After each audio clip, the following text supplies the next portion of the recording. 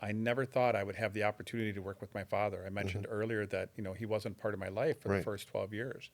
And so over the years, from that age until now, as we've done things, I just have an amazing family. And I, I, like I said before, I wouldn't have changed a thing, Hmm. but it's allowed me to grow closer and more connected with my dad.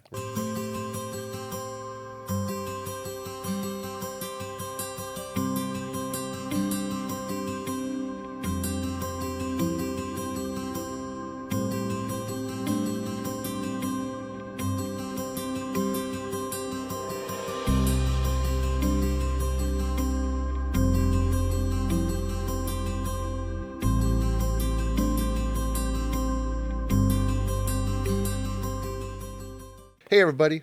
Welcome back. Glad you're part of our community.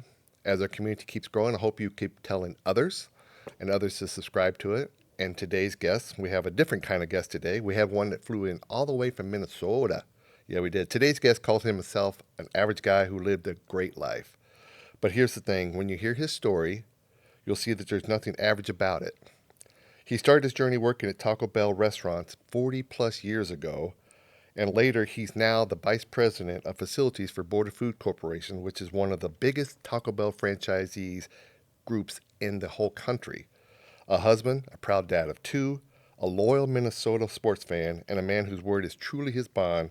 Please welcome Brian. Thank you. I appreciate you being here, Brian. Thanks for being here. You said before that you're just an average guy who lived a great life, but what does that mean to you? When you say you're average, what does that mean?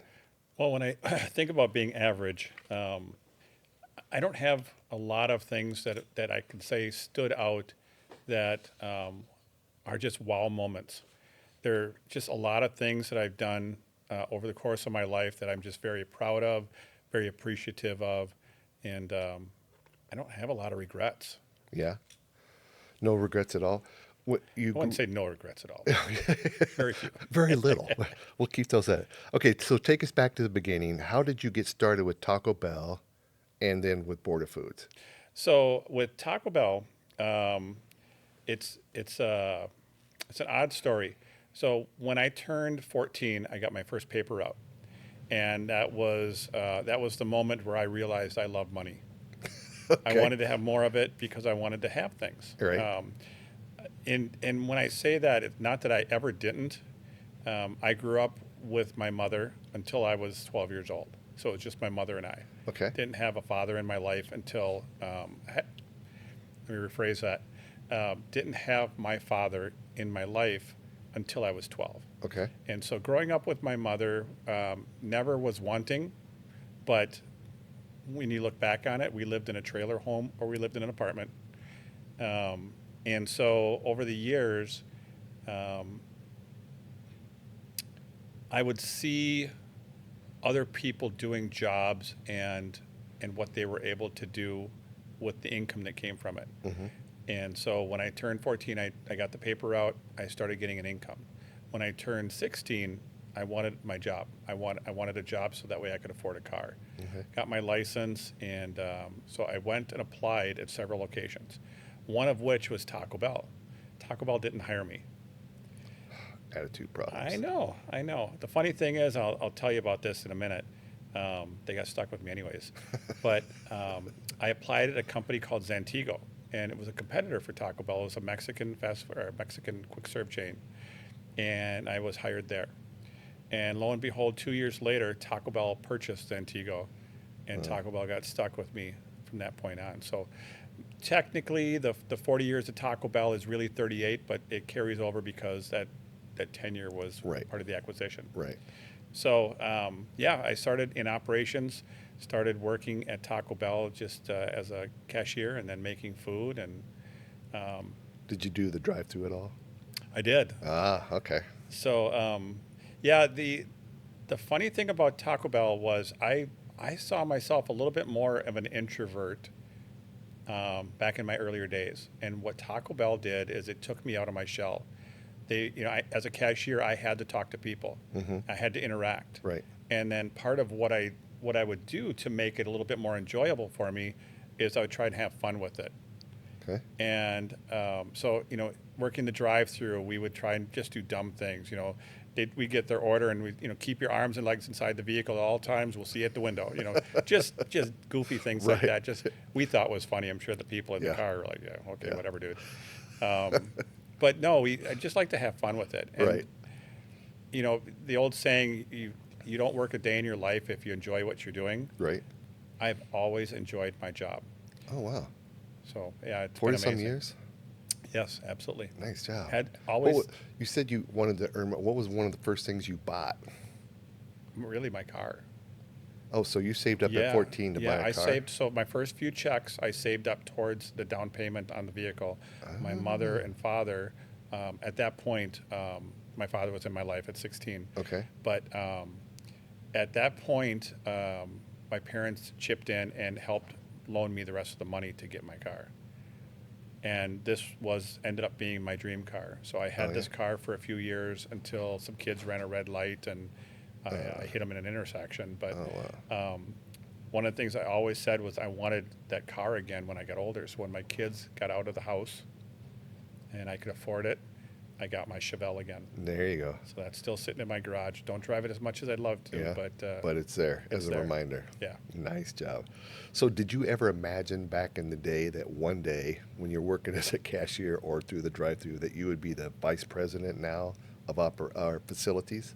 No, I really didn't. So when I was in high school, my friends used to tease me and say I was going to be at Taco Bell for life.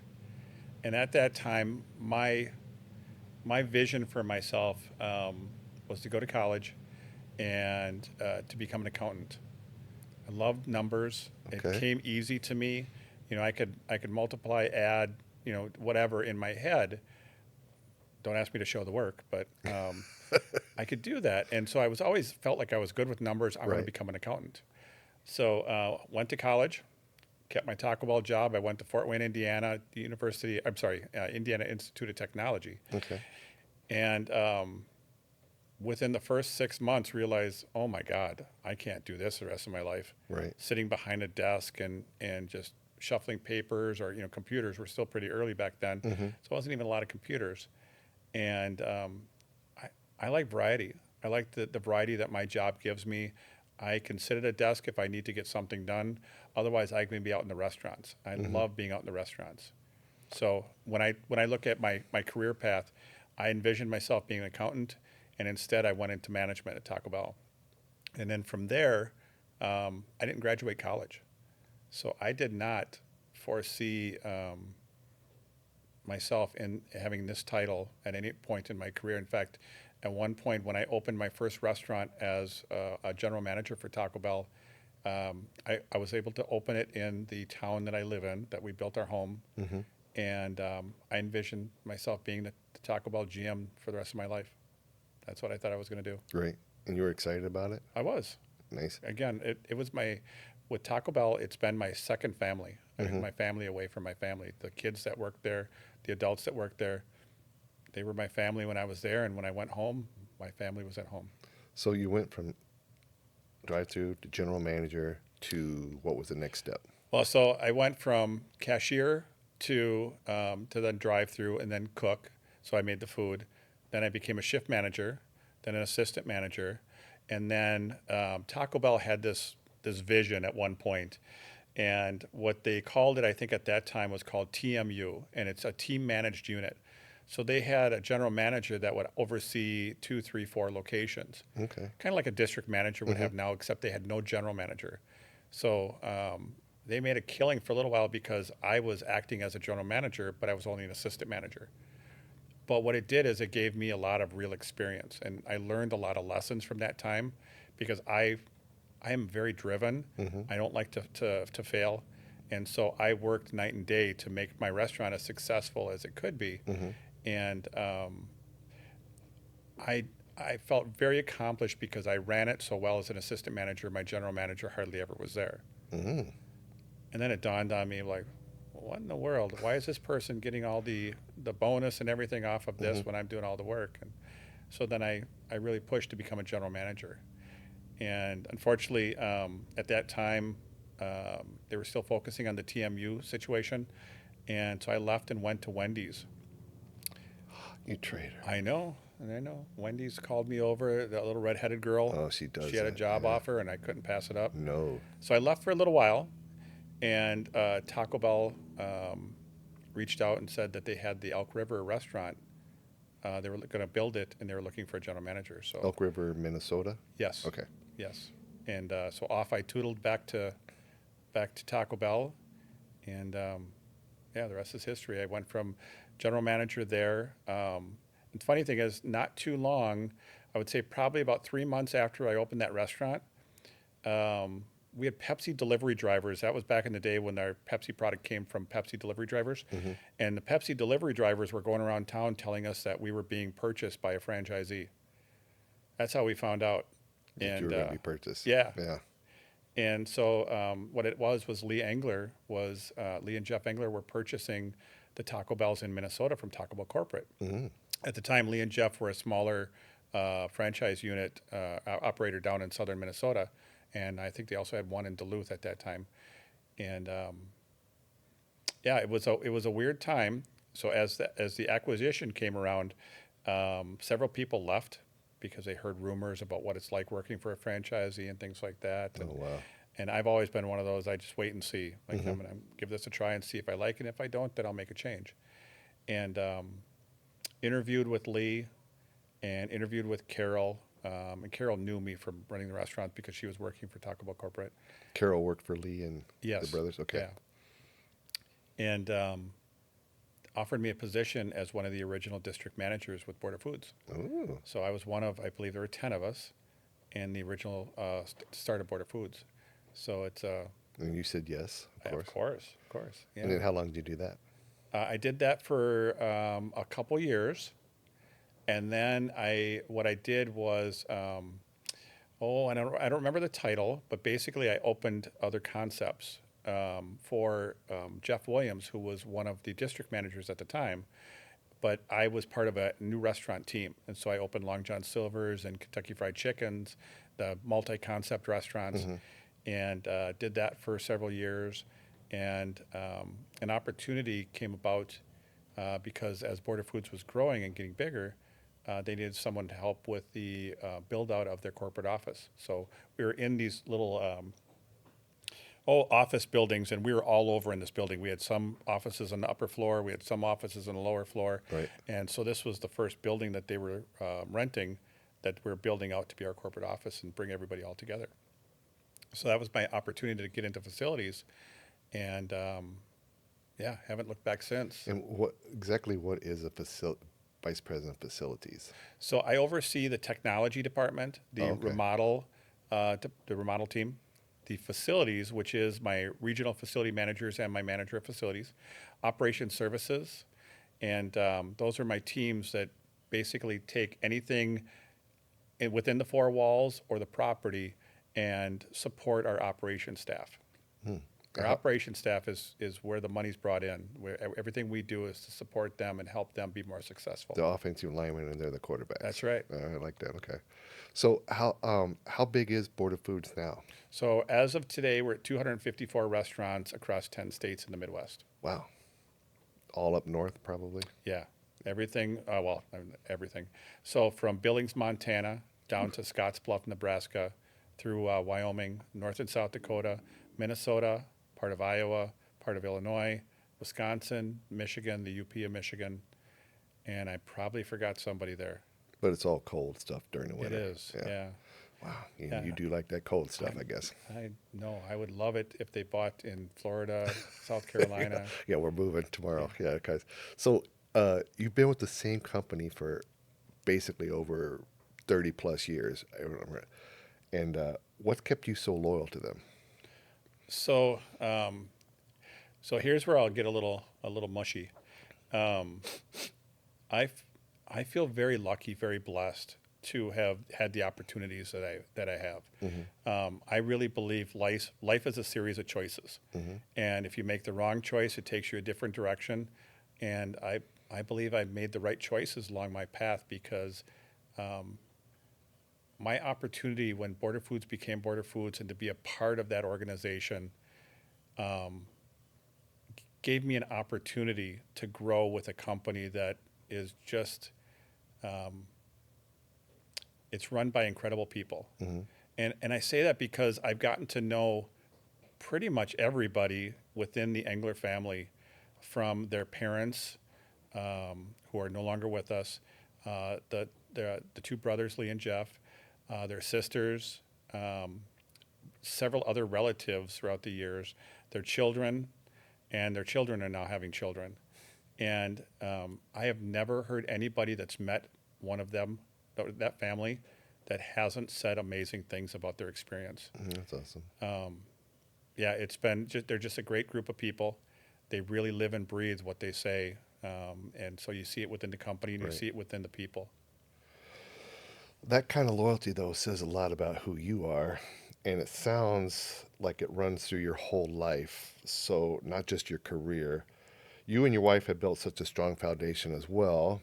What's the secret to balancing a demanding career and strong family ties? And a strong family life, sorry, not Sure. ties. Ties was that show back in the 70s, wasn't it? Or 80s, Family Yeah. Ties. I don't know. Trying to think of the names of the characters in that. Michael J. Fox, I haven't a clue. Yeah. So Alex. I feel very lucky. So I met my wife at Taco Bell. What? Yes. No way. And I won't tell the story because she was displeased with me when I shared the story about how I first met her. But Okay. there's a little story about how we met. It's a funny little story. And And we could just risk the displeasement. I mean, she's suppose all the I way up could. in Minnesota. I suppose Yeah. maybe I'll figure out a way to sneak that in. There you go. But I met her at Taco Bell. Okay. And one of the things I think that's really helped is because she's been along for most of my journey. So 35 years now that I've been with Holly, 30 married. And I really feel she had an idea what she was getting into. Okay. And so she's been very patient throughout the years. When I was in operations, especially a lot of long hours, weekends, nights, and things like that. And she's always been there supporting me and by my side. As the family started growing and we had children, the job changed. The hours didn't always change. And so we had definitely some situations where I was traveling a lot and it was very tough, but she always was right there with me, supporting me, and knew that what I was doing was for the family. So had a lot of people that I've known throughout the years that have been divorced and gone through different things with a career like I've had, and I've been very lucky that she has stuck through the good and bad as far as like the workload. Yeah, sure. All right. So you're a proud dad of two grown kids, right? I am. Countless dogs. And your son now even works at Border Foods as well, correct? He does. Does he So work so does my under you? father. Stunt my growth. Yes. Really? Yeah. All right. Tell me about that. So I'll start with my father. So my dad was retiring. Well, I'm going to get the timing wrong, but roughly 10 years ago, he was retiring from a long career as a machinist. Okay. And when he retired, one of the things he didn't want to do was just sit around the house. He wanted to do something to keep busy and not just get stuck in the chair watching TV. And so he and my mother were talking to me one day, and they were mentioning, like, maybe just getting a part-time job filling like vending machines or doing something like that just to keep busy and keep active. And by coincidence at the time, one of the things we were challenged with at Taco Bell was this new piece of equipment that was rolling out.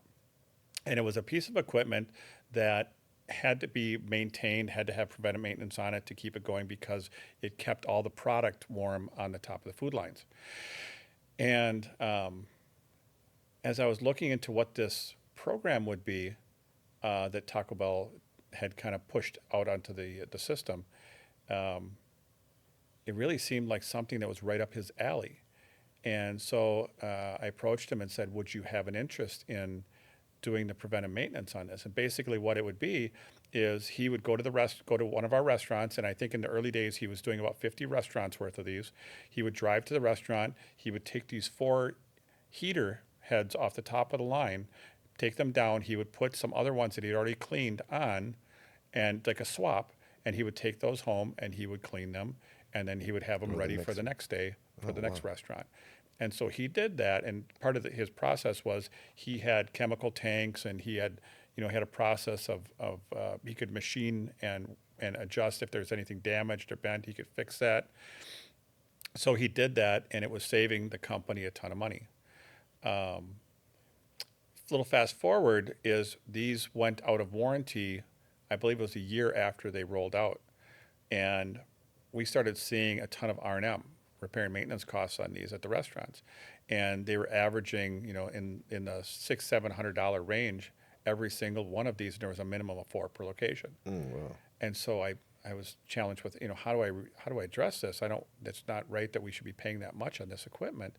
So reached out to him again and said, would you have any interest in repairing this equipment? And we'll do a swap program where if the restaurant has one down, they put in a ticket for it, and it says, hey, Harry, ship one of these to me. And then what they'll do is they'll put the bad one in a box, they'll ship it back to him, and then he orders the parts at our cost, and we're just spending his labor, and we're getting parts at cost.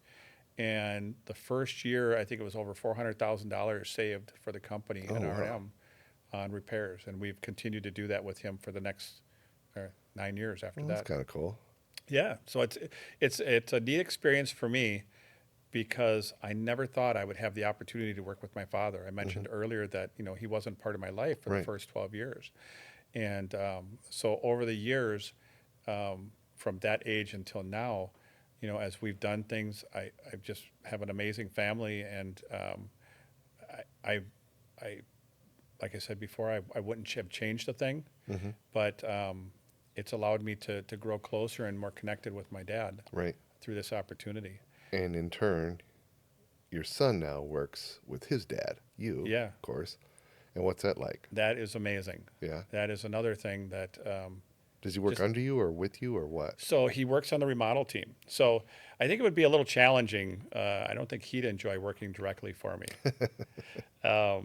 But so he works for my construction manager, and he's a project manager doing remodels. So what he does is he does the ordering of equipment. He manages the contractors and the vendors to make sure we get from point A of the plan design for the remodel to the completion. Right. And every step of the way, he does that. He also supports the new restaurant equipment for new restaurants that we build, incremental sites. 3 times real fast. I know, but it's such an amazing experience having the ability to go and spend that much time with my son and see him do what I did, only better. And it was a struggle at first because I would see how quickly he picked up on the job, and I thought I had a tough job. Yeah. But boy, he's excelled at it. He's done amazing, and it just makes me so proud and just lucky to be able to have that situation where I get to work with both my father and my son. That's kind And of my cool. daughter worked in the office for a little while too as an intern. Oh, wow.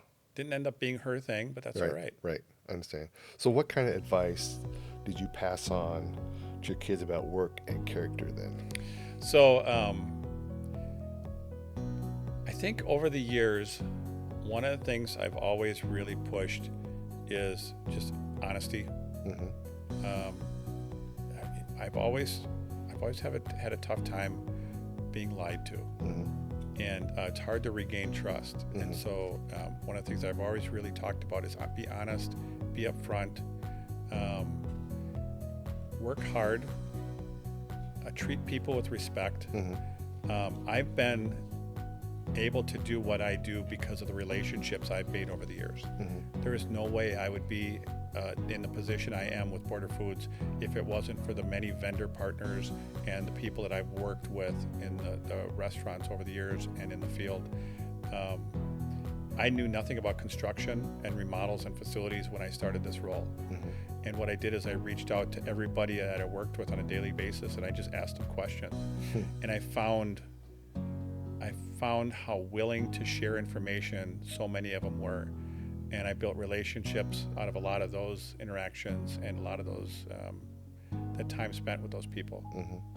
I find it amazing that people that are successful at their jobs, that other people are going, man, he's too big, are never afraid. Most of the time, I would say 90% of the time, are not afraid to share with you and talk to you about it. You know, like this is how I got here, this is what works, Yeah. and this is what didn't work, and, you know, that kind of sharing, that kind of stuff. So when you look back at your family, though, your wife, your kids, what fills you with the most pride then? Gosh, I mean, for starters, they're just great people. Every single one of my kids, my wife, they're just good people. I trust them with anything. I know that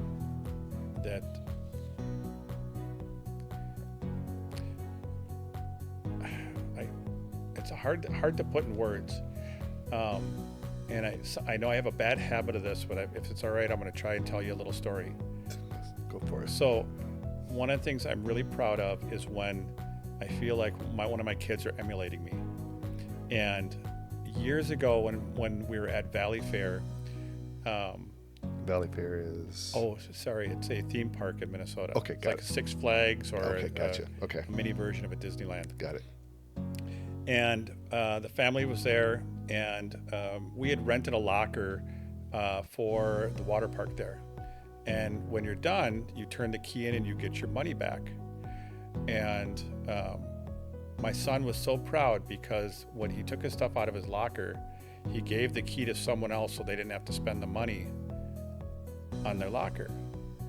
And it was just one of those things where you saw he was trying to do what his dad would do. Unfortunately, in that situation, I didn't catch on to that right away, so I was not happy that he Right. he gave it away. Right. But as I thought about it afterwards and talked to my wife, it was one of those aha moments. As he was just trying to do something like his dad would. And so when I look at my children and I see what amazing people they have become as adults, just good, honest people.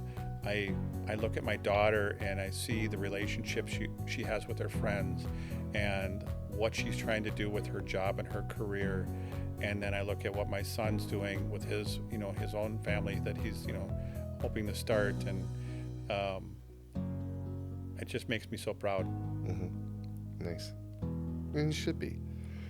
So the serious question is how many in your lifetime, how many tacos have you ate? Far too many. Far too many? Yeah. Yeah, it's for probably 14 of the years that I've been with Taco Bell and Border Foods, I was in restaurants. Oh. And when you're in restaurants, you're working there. Sometimes you're eating 1, 2, or 3 of your meals, depending upon your shift. Right. And so, yeah, in the early days, it was almost a badge of honor when you would, you didn't really have a break as a manager in a lot of situations. So you would make a taco on the line and you would stand over the trash can, eat it, you go wash your hands, and you get back online. Oh, wow. I had many of those trash can meals. And so, yeah, it's one of those things, but I can't get it out of my system. Right. I mean, even now, I've been eating Taco Bell for 40 years, and I drive by a Taco Bell. It's comfort food for me. Nice. Nice. All right. So you've worked hard, but you've also learned to enjoy some of the rewards of all that hard work. And one of those rewards sits down in Myrtle Beach, right? It is. All right. So tell me about Myrtle Beach and how did that vacation spot come to be part of your life? So my wife Holly and I, as we kind of work through our careers, we loved to travel. We don't typically buy. We're not jewelry people. We're not expensive home or anything like that. But we love to travel. We love the experiences. Neither one of us traveled a lot when we were kids with our families. Right. And so when we started traveling and started doing trips with the kids, we just loved it. And one of the things she and I fell in love with was the ocean. Anything at the beach. We could sit on the beach for days, just listening to the waves and just relaxing. Because they have that in Minnesota? Yeah, we have a lot of oceans in Minnesota. Okay. And the lakes are not the same. No, not at all. Gotcha. So what we did was we kind of created this dream for ourselves. And we started talking about it about 10, 12 years ago. I mean, what would it be like? Do you think we could ever have a vacation home? What would that look like? And we got really close one time with a location in Orlando. And in our mind, we thought, well, that's close enough to the beach, right? An hour and a half drive each Yeah, way. yeah. Something fell through, and so we weren't able to make that purchase. Then, as we got a little further along, about 6.5 years ago, we were trying to think of locations that we could afford, and so we were looking at different spots around the country, and we kind of narrowed down to a few spots that we hadn't been, and one was Gulf Shores, Alabama, and one was Myrtle Beach, and we'd never been to either. So we're like, all right, which one should we go to? And so we looked at flights, and I said, all right, let's go to Myrtle Beach. And we got there, and we fell in love with the area. The white sand beaches that ran for miles, the people were just amazing down there. The Yeah. southern hospitality, and I grew up with people talking about Minnesota nice. Boy, they're nice in the South. Yeah. I absolutely love being in the South. Very nice. Yeah. And so we found a location and a condo, and we had this. At the time, we weren't really sure we could afford it ourselves, and so we went in as a business venture with my sister and her husband, and we did that for a couple years, and realized that renters can be horrible, Oh yeah. and we had things stolen and we had things damaged and things like that. So we're like, all right, this isn't working out, and we decided to buy out my sister and just have it be a vacation home for us. Nice. And it is just our happy place. Love to go there. Love to spend time there. Do you truly unplug there, or I mean, do you unplug, or do you still kind of have some work that follows you there? Oh boy, I wish you wouldn't ask that. So about 3 Rewind months it ago, quick. Yeah. Oh three no. months ago, I bought a desk and got an office set up Oh no. at the condo. But I only use it for when I have something that I need to get done while I'm away. Okay. I have a tough time unplugging, and Oh wow. and my team tells me that all the time, and I have a bad habit. I'm trying to be better about it, but when I do go there, I don't work because I have to work. Nobody's forcing me to, Right. but sometimes I feel better staying up on certain things so they don't get behind. Gotcha. Right. I understand that. So, what does the Myrtle Beach, the place, represent to you? Is it relaxation, reward, or maybe just reflection? Well, it's definitely, I feel relaxation, number one. I mean, that's when we go there. I mean, we are really kind of stepped away from everything else Right. other than our immediate family. I mean, we'll stay in touch and make sure everything's fine back home, but we relax. We spend time at the beach and we just do fun things. We love live music, so we're always seeing bands every time we're there, and there's a ton of live music there, so we love that. Yeah. The reward piece, I feel, is another element of that, because I feel like it's a reward for working as hard as we have over the years. And so we feel like we've earned the opportunity to have that. And so it just feels really good being able to go there. And that's part of the reflection, I would imagine, too, Yeah. to sit there and look Yeah, at I the think you're ocean right. and go, you know what? We've worked hard to get to this point right now in our lives. That's kind of Definitely. cool. So now, when you're not at the beach, and I know your heart's still very much in Minnesota, especially when it comes to sports. So, you're suffering for that. You have the Vikings, the Twins, the Wild, and the Timberwolves, I think they are. That is correct. Oh, look at me. And so you got your hands full with Minnesota teams. How deep does that fandom go? I am a lifelong Minnesota sports fan. I've been through the ups and downs. I was in college when the Twins won their World Series back in '87. That'd be an up. And then again in '91, I was back home and actually got to go to a game, so that was pretty exciting. Kirby Puckett. Yep. Yeah, loved Kirby. Kirby, amazingly enough, lived near the Brooklyn Park Taco Bell that I worked at. So when we were working the evening, sometimes the employees would just get all excited because Kirby's back at the drive-through. Nice. He would just come through the drive-through to get his tacos, and it was kind of fun. It is kind of cool. I like that one. Yeah. Yeah. But yeah, I love Minnesota sports. I grew up as a child reading books on Viking history. So the Purple People Eaters and Jim Marshall and all those. I thought you meant Leif Erikson and that kind of stuff, but you're talking about Fran Tarkenton Yeah, and a the little boys, yeah, different. Chuck Foreman, that kind of Yes. stuff. Okay, Yeah. gotcha. And years later, my wife was working for a pet rescue where Mary Beth and Matt Blair, played for the Vikings for Hmm. many years. They were part of that. Got a chance to meet Matt and hear all about his life and what drove him and just what an incredible person he was. He got into art, doing his own photography, and did a lot of volunteering at shelters and things like that. Just what an amazing individual.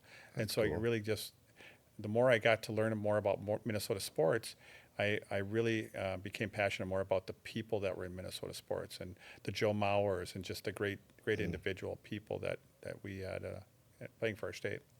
Now, Minnesota is a big hockey It is, state, right? yeah, And you guys had I mean, high school hockey is a huge deal there, which is kind of foreign to me that I grew up down south. This is kind of foreign, but I mean, it's a big, huge deal. And you guys kind of know. I went to one hockey game up there one time with a person, and I was just amazed at how everybody, like, they knew the whole game. It wasn't just like the scoring the goals, but like every little nuance of the game, they were very appreciative of it. Their team or the other team as well. But then you guys had a team, the Minnesota North Stars, right? that's correct. And then they moved. I cannot remember where they moved to.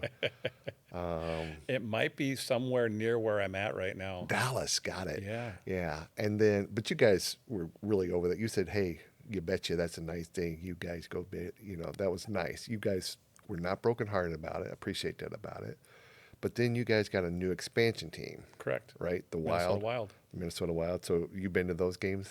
I was a season ticket holder for 10 years. Look I at you. love hockey. I was never very good at it. I was a goalie when we played, our rec teams back in the day when I was younger, just with friends. Was not fast enough skating to be able to keep up to play any other position, but I just loved it. Backyard rinks and doing things like that in the wintertime. It's just one of those enjoyable sports where just everybody's out to have a good time. Mm-hmm. And so, yeah, I followed the Minnesota North Stars as a teenager, a young adult. Mm-hmm. And then when they moved on, we had the Minnesota Moose, an IHL team for a few years. The And Moose. so they were fun. And then eventually we got the Minnesota Wild. But it's one of those things where I was actually talking to somebody about it earlier today, about the Minnesota Wild. And they had just attended their first game.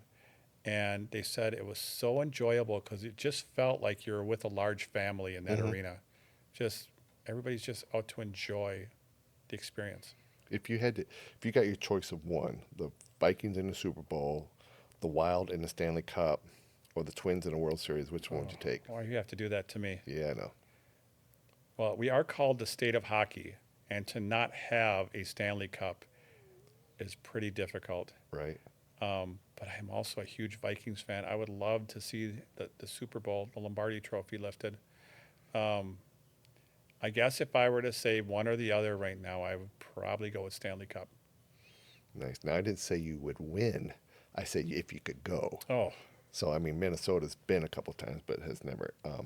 So, have sports taught thanks you? for rubbing that in. I'm there for you. Has sports taught you any lessons that translate to business or life? Well, I know it's very cliche, but it takes a team. Mm-hmm. And so, the whole thing with sports when I was younger, when I had great coaches, they really focused on everybody being together and not individuals. Mm-hmm. And in the restaurants and in what I do, it truly is a team. I could not do what I do without the team that I work with. Every single person that is on my team um, is someone who I know has my back. Mm-hmm. I know has the restaurant and the company's back and supports them, does what they can for them. But that team mentality is really what I've really tried to create and emulate from what I've seen in sports and what I participated in sports. Nice. So does being a Minnesota sports fan teach you patience and loyalty? I, I'm just asking. That was one of the questions I was supposed to ask. I Yeah, didn't. yeah. I didn't know that one. But Um, yeah, the patience part is tough. Um, when you see for so many years, some of our teams get so close and never get there. It's tough. It's tough to watch. But I don't believe I'm a bandwagon fan. hmm I don't believe I've ever wavered in my support. Always optimistic, but always try to be a realist as well. And I know, that it's a good chance it may not happen, so I don't get too overly worked up, too overly excited either way. But I love to support the teams. Um, yeah. Good job. Speaking of loyalty, though, that word comes up a lot when people talk about you. So people describe you as loyal, humble, a man of your word. And how do you define those values in your own life? Gosh, I love those people. I want to meet them. Um, Well, if you pay them enough, you'll see. I gosh, so I really starts with my family. Right? When I talk about like my mother and father, my grandparents, um, they were just amazing people. They were good people. They're honest people, and they're great role models. hmm And so, I mentioned earlier about my father not being a part of my life for the first Right. 12 years. Right. My father is one of the most honest people you will ever meet, and one of the hardest working people you will ever meet. And I've always been just so proud of just everything he's done and the person he is, and I want to be like that. hmm My mother, I grew up with my mother my mother and grandmother for the first 12 years. And one of the things I learned from them was just being a friendly, good person, but also being a giving person. hmm I enjoy, so my wife gives me a hard time because I am the Christmas gift shopper in my house. Oh, okay. I do all the shopping, whether it's Christmas, birthdays, whatever the event is. I'm the one that's going out and buying everything and doing that. And she loves it. Yeah. She loves not having to do it. But it really stemmed from the joy of giving. And my grandmother and my mother really, really instilled that into me in early days. I remember stories when my mom was working and I would stay at my grandmother's. And she had a friend named Irma that lived down the hall in her apartment building. And she would take me down to this little pharmacy called Setzer's Pharmacy. And maybe I got $1 or something at the time for Yeah. allowance, whatever it may have been. But I would save up to buy gifts for my mother or my grandmother. Oh, look at you. And it was just one of those things. It made the world meant the world to me to be able to give them this little tiny necklace or whatever. Right. Even though But you saved up for it. yes, Put a lot of thought into it. yeah. That's Even nice though I of know you. it's probably a piece of junk, but We- my we mother accepted it and was just made a big appreciative. deal about it. Nice. But that's who she's always been, is she loves to give, and I've really taken that trait from her. You okay, so you were born in Minnesota? I was Okay. Bethesda Hospital, St. Paul, Minnesota. I think there's a plaque there, but I love it that. might be. But and then you went 12 years without. Now a lot of people would have, an anger to it or like a, but you don't seem to have any anger towards your dad not being there for 12 Oh years. gosh, no, not at all. Yeah. No, he went off to Vietnam, Oh, okay. and so it was interesting. I was actually talking to my mother about this recently.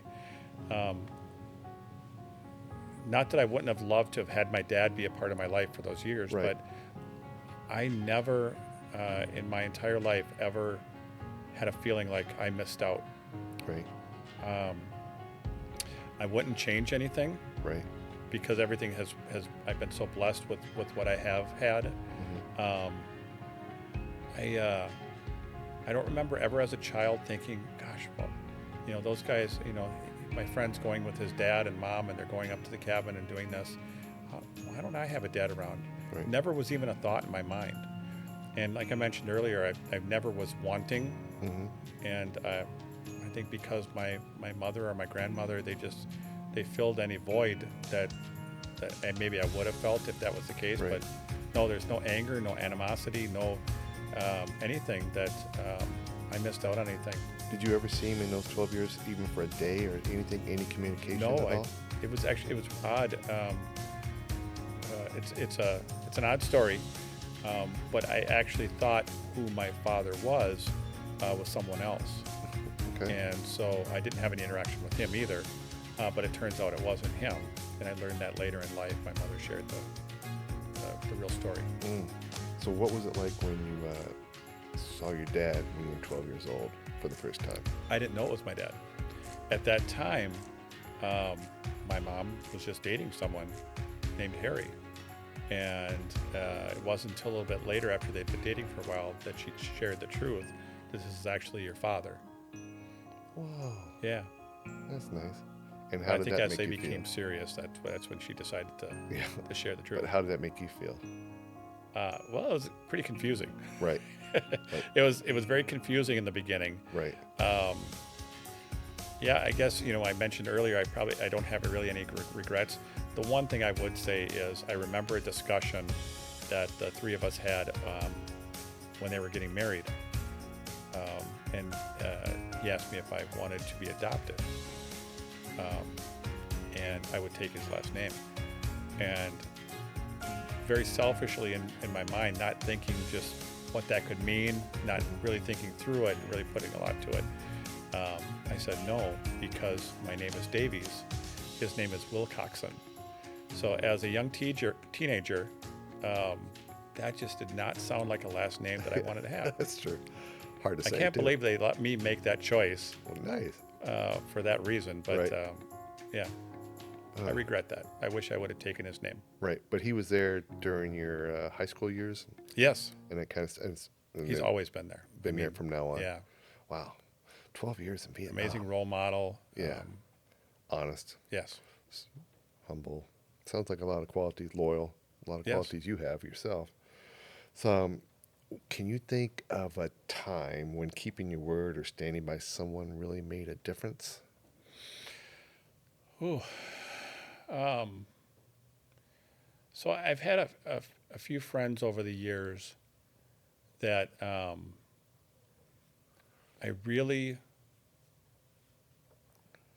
I knew the type of person they were, and I always wanted to be there for them in any way I could. But at times you don't know how. What's the best way to be there for them. But gosh, I can't really think of a specific instance per se. But there's a few friends over the years that I've always tried to stay connected with because they've been such an amazing part of my life, and somebody that I cared about and wanted to be around and wanted to be there for support. And if they were going through something, I wanted to do anything I could to be there to help and support them. I can't really think of a specific instance though where Okay. there's just something that popped out. Okay, so you've done a lot, and you feel blessed, and you should. So, what advice would you give younger folks about commitment and integrity? Well, this has been a challenging area for me because as I've gone through my career, especially in the last 5 years or so, I've seen a change in people's work ethic. And I grew up in an era where you worked at a job and you were loyal to that job and you stayed there for a long time, or as long as you were happy. And that's what I've done with my career. Is I've taken almost like a badge of honor that I've stuck with what I've done all these years. And I don't think I would change anything. But what I'm seeing now with the younger generation is a lot of job hopping and going to the next greatest thing, whether it might be more money, might be a different promotion or title. And I struggle with that because there's no sense of loyalty or accomplishment in that to me. And what I mean by that is if I'm working at a company and I'm creating that relationship with the people around me in that company, now all of a sudden 2 or 3 years later I move on to this other company, I'm redoing that. I'm trying to recreate that. part of what I love about what I've done are all the relationships that I've made. If I had been a job hopper or gone from company to company in search of the next increase or whatever, I would have never been able to do what I've done in my lifetime and met the people that I have. I've met some just amazing people through the years, and it's because of the career and the path that I've chosen. I think the word loyalty come up again. And I think that's important to you, which it should be important to you, It is. not just for work, but for friends and for everything else that goes along with that one. And I think that's important too. Integrity is a very big deal as well. You brought up honesty a couple times already. Yeah. I think the idea that people have integrity the way you know, I've told this story before, but I used to be a college basketball coach for a little while. And one of the times our college team finally won a game. And so when we came back, it was in Iowa in the middle of winter. And when we finally came back to campus, the next day, the AD called me back into his office, athletic director, and he said, "Have a seat." And I was scared to death, like, what's this all about? And he said, I had reports that last night after your victory, you came home and you ran naked to the center square and rang the victory bell and then ran back home. And he said, first of all, I know you don't like the cold, so you would not do it naked. And second of all, I know you would never drink, and you're not that kind of person. So your integrity tells me that I'm not even. So he tore it up and threw it away. And I've always heard that you live your life to let people know who you are when they're not around. And I think that's important to you as well. I mean, it sounds like it to me. But so what's next for you then? What's next for Brian? Oh gosh. What excites you?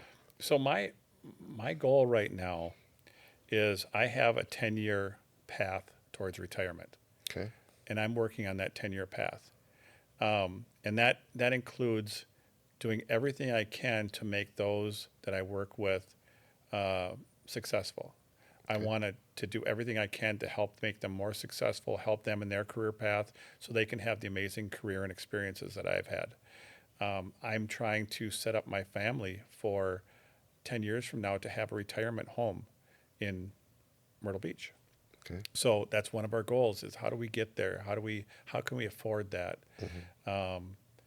If my children ever have children, what does that look like?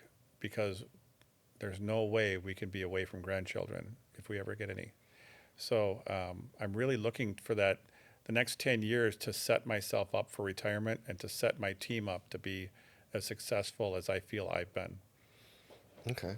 So professionally so that's almost 50 years. That's my goal. It's 50 years with Taco Bell. That's what I want to hit. That's 10 more years of tacos. Yeah. That's a lot there. When you look back on that young guy yourself, starting in a restaurant some 40 odd years ago, what's the one lesson that really stands out? Gosh. Really, there's so many things I could say to that. When you say the one thing that stands out, Okay, give me a couple then. I didn't mean to narrow you down there. sure. Well, I mentioned this earlier. Is I believe that life is a series of choices, and it's one of those things. If I knew then what I know now, would I have made a lot of different choices? And I don't know that I would have made a lot of different choices than what I made. I've been very lucky and very blessed. But I think as I go through and look back at what I did back in the day, gosh, I have so many different things spinning through my head on what I would call it out as. It really just keeps coming back to being good to people. Just being good to everybody around you, and just being that person that you're proud of. And I really feel I've done that for myself. Is I can't look back and think of things that I've not been proud of that I've done. There have been silly moments where you do something, it's like, oh, I really regret that. That was dumb. But as an individual, as a person, whether it's a father, an employee, husband, I really feel I've lived true to that. And So, for people listening, what do you do when you make a mistake? Do you say you just stuck and focus on the mistake, or how do you get past it and keep moving on? I'm a very guilty individual. And what I mean by that is if I make a mistake, I will have it dwell in my mind until I can address it. Mm-hmm. So if I have a situation where I stood firm on something and I was just would not back down and later found out that I was wrong, I try to come back and admit my mistake. Now, my wife will tell you something different. Holly will tell you that I always need to be right. Right. And I struggle with that because I don't feel I do. But my wife and kids will point out on some certain things. Oh, she brings in the kids. Oh, yeah, yeah. Oh, Yeah. so you are. Yeah, though they're on her side too. Yeah, yeah, They'll true. remind me. So that loyalty that goes right out the door with that kind of stuff, doesn't it? But I really I want to make amends. If I make a mistake, I want to make it right. I will dwell on some things too long, and so the only way I can get past that is to address it. And one of those moments for me, if I could tell this little story, Sure. is I had an amazing mentor in my early years with Border Foods named Carol Williams. And Carol was one of those people that she was just a good person, and she helped me on a work standpoint, from a career standpoint, be that employee that I've become. And there was a moment, probably about a year and a half or so into my time working with Carol at Border Foods, and she sent an email. And I think I had just been working a long day or a lot of hours, whatever it might have been that week. I was tired. My mind was tired, and so I read into that email way more than, because it's not the type of person she is to Right. send this email that I thought I was reading. And I fired back with another email. And it's one of those things that, unfortunately, she's no longer with us. I did get a chance to apologize, later on, but it weighed heavy on my heart how I reacted to that, because I knew that she was not that type of person, and I reacted poorly. And so my lesson to myself was that I need to sit back, I need to reflect and think before I respond. The generic 24-hour cool down period, things like that people a lot of times say, it really is a thing. And I wish I had done it in that moment. But I've always, from that point of doing that and realizing how horrible I felt having done that, and she did not let it faze her. She knew that I wasn't that type of person to do that either, and so she didn't even fire back or anything. We moved on and we grew from it. But just having the ability to go back and apologize, or say, I made a mistake, I'm so sorry, or admit you're wrong, has been important for me to not hold on to those things. Nice. Very good advice, too. What's your definition of a great life? Gosh, I think a great life is one that I feel like I'm repeating the same things over and over again, but where you've lived true to yourself as a good person. You've been honest. You've been, gosh, we keep saying it, loyal to your family, to your friends, to everybody that you're around. Not having regrets when you look back on it. I just cannot think of things that I would really have done differently, because I have been so lucky through the years with what I've been able to do. And I've just been very lucky that I made the right choices. I've had other choices throughout my life that I could have made, something that would have taken me a left turn that I don't know what would have happened. And really, unless it was an opportunity where I could have picked the Powerball numbers and I chose not to, I can't think of anything else that I would have done differently. True. And finally, what would you say to someone who feels like they're just an average person, wondering if they'll ever live an extraordinary life? Everybody has an opportunity to change what they're doing. I started out as a cashier at Taco Bell, and I worked at Taco Bell for 40 years. And I've heard over the years so many people put down people that work fast food, people that work in quick serve industries or restaurants and things like that. And it is some of the most amazing people that you will meet in restaurants. So many have learned how to be a different or a better person by working in those environments and working with those individuals, and that team culture and that family feel and all the different things that they can get out of that experience. It was tough over the years just listening to people putting that down, and I have built an amazing life out of making tacos and taking orders from customers. Nice. Brian, your story reminds us that greatness doesn't always come with titles or trophies. Sometimes it's built day by day through loyalty, humility, and heart. So thank you so much for sharing your journey with us and showing us all what great life really looks like. And I appreciate that a whole lot. And if you get a chance to subscribe to My Dash Story, we're also on the web at my-story.com. Look for a new episode every Monday at 4 p.m. If you get a chance to subscribe, I'd appreciate that. And then write a comment if you do. Otherwise, we'll see you next time on My Dash Story.